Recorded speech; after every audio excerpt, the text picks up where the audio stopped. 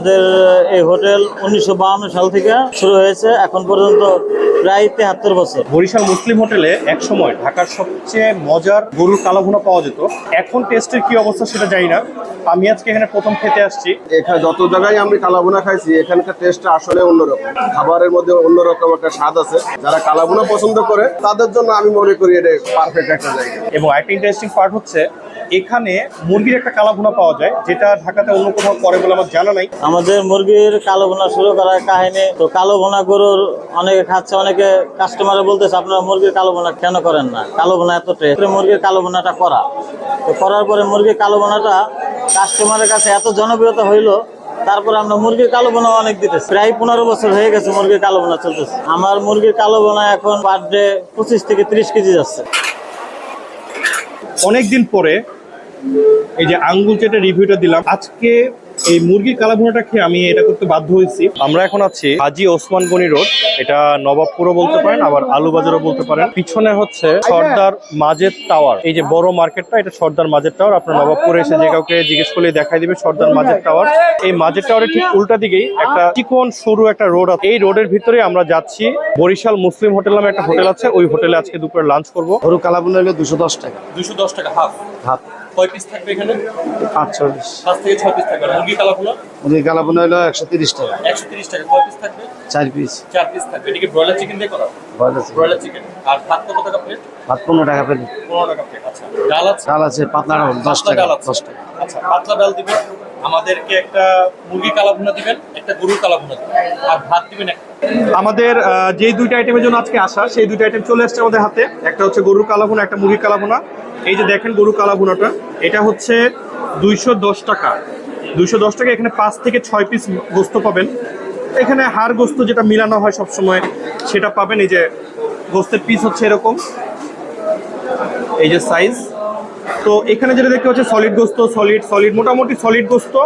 দু একটা হাড় পাবেন সচরাচর, এগুলো তো থাকবেই। আর এই যে হচ্ছে এটা গ্রেভিটা দেখেন, কালাভুনার যে গ্রেভিটা, এই যে আমি যে এটা নাড়াচাড়া করতেছি, এত সুন্দর একটা গন্ধ আসতেছে। কালাভুনার যে অ্যাকচুয়ালি যে গন্ধটা, এটাই কিন্তু হচ্ছে আসলে মূল মজা। মূল মজাটা হচ্ছে কালাভুনার থেকে যে একটা কষানো মাংসের সেন্ট আসে, সেই জিনিসটা, এটা কিন্তু চমৎকার একটা গন্ধ আসতেছে। প্রথমে শুরু করব হচ্ছে গরুর কালাভুনা দিয়ে। গরুটা যেহেতু জমে যাবে, এই হচ্ছে গরুর কালাভুনা। আমি আগে একটু শুধু কালাভুনা খায় দেবো কি অবস্থা। বিসমিল্লাহির রহমানির রহিম।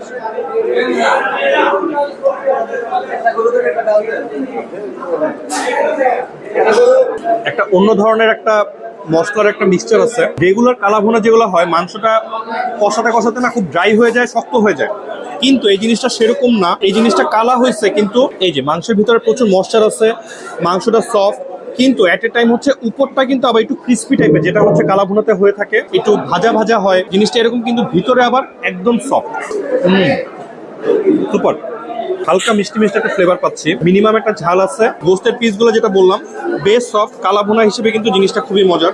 সাদা ভাতের সাথে জিনিসটা খুবই মজা লাগতেছে। মাংসের সফটনেসটা আমাকে আসলে একটু সারপ্রাইজ করছে, কারণ হচ্ছে যে আমি যে জায়গায় কালাভুনা খেয়েছি মাংসটা ড্রাই হয়ে যায়, হার্ড হয়ে যায়। এখানে সালাদ হিসেবে পাবেন কাঁচামরিচ, লেবু, পেঁয়াজ।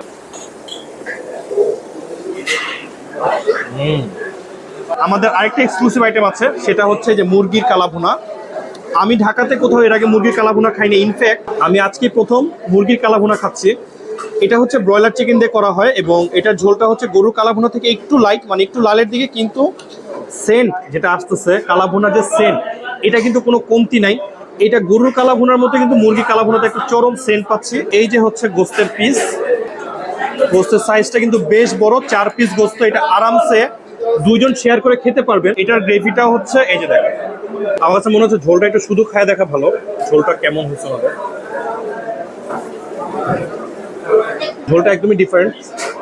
দেশি মুরগি কষালে যেরকম একটা সেন্ট পাওয়া যায় রান্নার সময়, এরকম একটা ফ্লেভার পাচ্ছি। সাথে কালাভুনার যে কষানোর যে মশলাটা এবং যে একটা ভাজা ভাজা একটা ফ্লেভার, সেই জিনিসটা পুরো প্রপারলি আছে এখানে। আমি বলবো যে মশলাটা এত মজা মুরগির কালাভুনাতে আশা করিনি। আমি মুরগিটা খাওয়ার পরে আমি এতটুকু বলতে পারবো, আমরা অনেকে সোনালী মুরগি বা দেশি মুরগির যে হাল কারি হয় সেটা চাইতে ব্রয়লারের কালা ভুনাটা মাছ বেটার।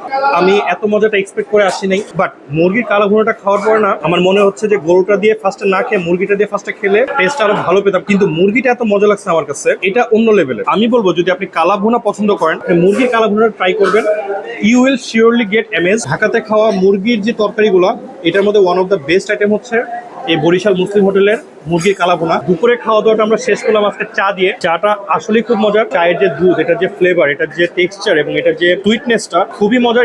এই এক কাপ চা হচ্ছে 20 টাকা করে। লাঞ্চের ক্লোজিং এটা চেয়ে ভালো কিছু হতে পারতো না। তো থ্যাংক ইউ সবাইকে, আজকের মতো বিদায় নিচ্ছি আমরা। তো ছিলাম এতক্ষণ আমরা বরিশাল মুসলিম হোটেলে।